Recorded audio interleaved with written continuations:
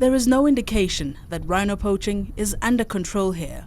At least one rhino is killed by poachers here in South Africa every day, and that has devastating effects on their population. They're gone. Some of the facts on rhino will shock people who aren't aware of how under threat rhino are. The first step is to make sure we don't lose more protected areas. The big worry is that organised crime In could a couple of years, we've seen the near extinction of the northern white rhino with only 2 females left, no males left. And I think it's a disgrace that this can happen. The death of a northern white rhino named Sudan was an awakening moment in the realm of conservation. Every year, hundreds of rhinos are killed, but the death of Sudan was not like anyone. The 45-year-old Sudan was the sole remaining male of the rare subspecies of white rhino, and his death essentially makes this species functionally extinct. Yes, this is the grim reality of all species of rhinos whose existence now hangs by a thread. And if you are wondering what could be the reasons behind this grim reality, it is a consequence of human greed and their insatiable demand for profit through the illicit trade in rhino horns. In an effort to diminish the motivation for illegal rhinos hunting, governments have undertaken a procedure known as dehorning, which involves the safe removal of rhino horns. However, the world for rhinos takes a different turn once their horns are removed. So, in this video, we'll try to understand the mystic behind the incredible value of rhino horns, and most importantly, the curious tale of dehorning, a measure aimed at shielding rhinos from poachers, and how it paints a new chapter in their lives. The evolutionary story of the rhinos can be traced back roughly 55 million years to an alien epoch era. For many millions of years, these magnificent creatures roamed freely in the wild, flourishing across the vast landscapes of Asia, North America, Africa, and Europe. But as humans tend to exert our influence on the world, we become the primary cause behind the impending threat to their existence. No other human activities have had as devastating impact on the rhino's population as the relentless killing of these creatures for their precious horns. You will be surprised to know that there are just fewer than 30,000 rhinos globally. Among the remaining rhino species, 3 are nearing on the brink of extinction. With just 4,000 Indian rhinos, 47 Sumatran rhinos, and 76 Javan rhinos left, their survival is critically endangered. The most populous species remains Africa's southern white rhinos with a population of approximately 16,000. The typical rhino horn, which is about 2 feet long and 10 pounds, has huge demand in Asian countries, mostly in China and Vietnam. Rhino horns are often used to showcase wealth, power, and strengthen relationships among social networks. Rich people also give rhino horns to get favors from those in power. In 2008, a Vietnamese diplomat in South Africa's capital Pretoria was caught on camera receiving rhino horn in the parking lot of the embassy. The Wildlife Justice Commission's report reveals that rhino horns are primarily used for investment and collectible purposes, making up 75% of their uses, followed by artistic value at 40% and medicinal value at 29%. In a comprehensive 18-month investigation conducted by the Wildlife Justice Commission in Vietnam between 2015 and 2016, it was found that the primary use of rhino horns was for carved products such as art, jewelry, and decor. Throughout the investigation, approximately 1,061 kg of rhino horns in raw and processed forms were identified, with Vietnamese nationals serving Chinese customers with rhino horns products. This trade was estimated to involve a minimum of 401 and a maximum of 579 rhinos, potentially accounting for up to 43% of all African rhinos killed in 2015. Rhino horns are often converted to bangles, bracelets, pendants, and beads. Among all, beads made from rhino horns are the most frequently occurred item offered for sale. These kinds of finished products look nothing like traditional rhino horn, which makes them incredibly tough to detect from law enforcement officials. Relentless pursuit of rhino horn is also fueled by the elusive promise of its healing powers.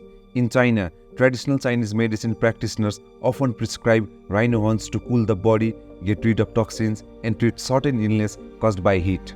As a medicine, rhino horns are consumed in the form of powder by mixing it in tea, hot water, or alcohol. What's interesting is that more and more people in China are starting to see rhino horns as a kind of medicine rather than just a way to show off their wealth or success. In Vietnam, rhino horn is popular among high-income individuals who use it as a medicine to treat hangovers. This fact is also supported by 2015 survey of over 600 wealthy Vietnamese men using rhino horn, where 47% reported using it as a cure for hangovers. Perhaps the most interesting use of rhino horn in Vietnam comes from the belief that it could cure impotence and enhance sexual performance. Vietnam appears to be the only country in the world where rhino horn has gained a reputation as an aphrodisiac. Similarly, a traffic report in 2022 found a new use case of rhino horn in the form of glue. The glue is reported to be made from a combination of rhino horn, rhino skin, pangolin, seahorse, gecko, and other components. The report found that it was sold as a treatment for male sexual enhancement, as a tonic for the liver, kidneys, and eyes, as a detoxicant to strengthen joints, and even as a potential cure for cancer. Rhino horn is primarily made of keratin. It is the same protein that also makes up our hair and nails. Despite its heavy use in traditional Chinese medicine, there is no shred of evidence supporting its effectiveness in treating cancer. That's right, you won't find a single mention of it in traditional Chinese medicine text, and it is certainly not getting any notes from clinical research in the realm of traditional Chinese medicine. The same is true for rhino horns when it comes to improving sexual powers and curing impotence. Now think about it. How would you cure a disease that you might have, like cancer? Would you chew on your fingernail? Of course not. That's not going to cure anything. But there are many people who think that rhino horn will cure all kinds of diseases, but it's made of the same material as your fingernail. Now think about this. It's based on a lie. Nevertheless, these use cases have sent the demand for rhino horns soaring, causing their price to skyrocket. It is reputedly worth more than gold or cocaine. In 2012, the price of rhino horns hit an astonishing peak, reaching $65,000 per kilogram. From 2015 to 2017, the average price per kilogram of rhino horn hovered around $26,653 as reported by the Wildlife Justice Commission. While this represented a significant drop from the staggering heights of 2012, it's worth noting that rhino horns still commands a value that outshines gold and many other precious metals.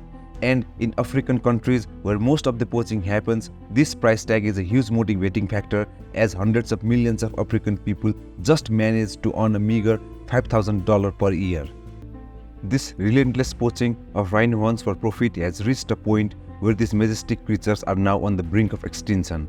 Sudan, the last male northern white rhino, is an extreme symbol of human disregard for nature. Had Sudan not been protected in the conservatory center, he would have been unlikely to live till the age of 45. So to prevent other rhinos from sharing the same fate as that of Sudan, wildlife authorities adopted the widely debated approach of cutting off horns, which is also known as dehorning. The ultimate goal of dehorning is to discourage poachers from killing rhinos for horns. Dehorning is a painless procedure where veterinarians first sedate a rhino. Once the rhino is asleep, the team covers its eyes and ears and cuts the top of the horn with a chainsaw. But just like our fingernails, rhino horns grow back with time, which is why the process has to be repeated once every 18 to 24 months. Whether dehorning has been successful in keeping poachers away is still contentious among conservation groups. There are several instances of rhino dehorning programs that appear to have been successful, but multiple pieces of evidence say otherwise. For example, in Hwange National Park, Zimbabwe, during the early 1990s, most dehorned rhinos were killed just 12 to 18 months after being dehorned. In Zimbabwe's Sep Valley Conservancy, 6 newly dehorned rhinos were poached in January to August 2011, out of which 1 rhino was killed within 24 hours and another within 5 days of being dehorned. So, why do poachers continue to target hornless rhinos? Well, it turns out that current dehorning is estimated to remove only 90% and 93% of horn mass in male and female rhinos respectively. So, during any dehorning exercise, a stub of the horn will remain.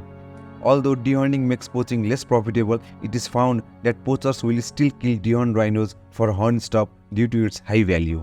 In addition to that, poachers may also kill dehorned rhinos out of vengeance. It was found that poachers kill dehorned rhinos to avoid tracking them again. Further, if they are moving through thick bush or hilly terrain, poachers may not see if the rhino has an intact horn prior to shooting. While the rise of dehorning has correlated with the decline in the number of rhinos killed, there is still doubt among researchers as to whether dehorning is effective. Nonetheless, dehorning is still practiced by the conservationist groups to thwart poachers from killing the endangered animal.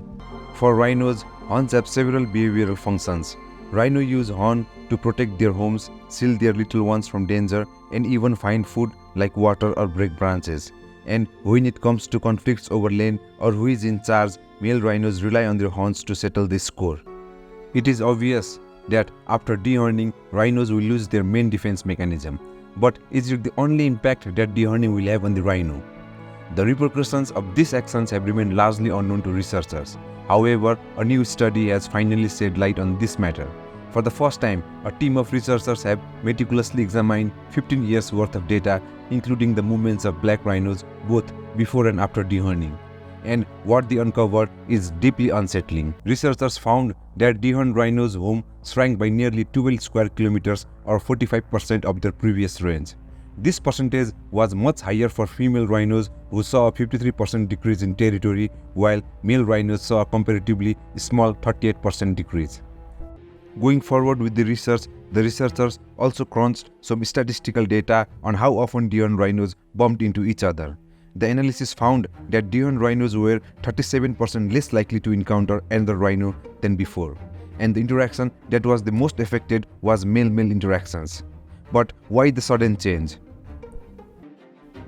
Well, here's the twist. Those magnificent horns were not just for show, they were also the source of confidence for these creatures. So when we take away their horns, we are not just stripping them of weaponry, we are also taking away their confidence too, making them feel more vulnerable.